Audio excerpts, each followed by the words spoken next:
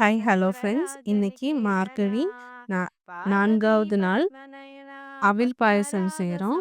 அதுக்காக இங்க நான் சிகப்பு அவிழ் கொஞ்சம் கெட்டியானது எடுத்திருக்கேன். இப்போ ஃபர்ஸ்ட்டு ஒரு கடாய் வச்சு அதில கொஞ்சம் நெய் விட்டு இந்த அவில நல்லா வறுத்துக்கணும்.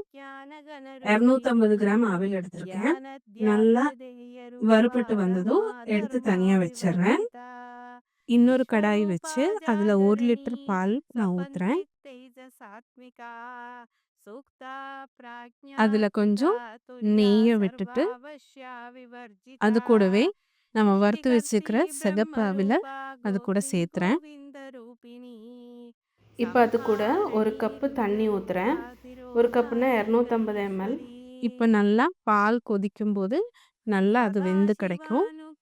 ஒரு 5லேருந்து ஒரு 10 நிமிஷம் வரை அது வேகட்டும்.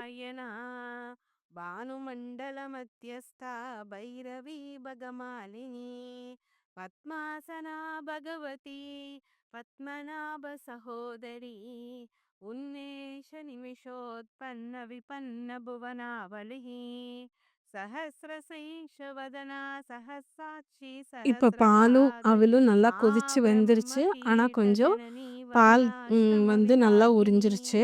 அதனால இப்போ நான் 1/2 லிட்டர் பால் காய்ச்சின பாலை சேர்த்துறேன் இது கூட.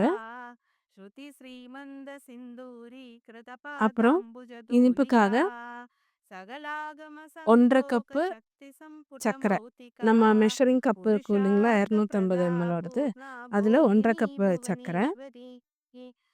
அப்புறம் டேஸ்ட்காக கொஞ்சமாக மில்க் மேட் ஆட் பண்ணுறேன். ஒரு 100 ml மில்க் மேட் ஆட் பண்ணி நல்லா மிக்ஸ் பண்ணதும் நம்ம இறக்கி வச்சிடலாம்.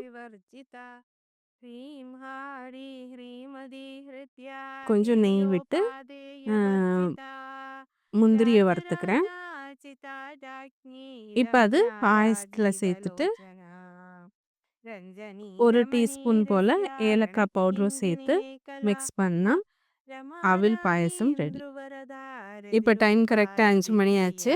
கோவிலுக்கு போகிறக்கு டைம் ஆயிடுச்சு. அம்மா பேக் பண்ணி எடுத்துகிட்டு போயிடுவாங்க.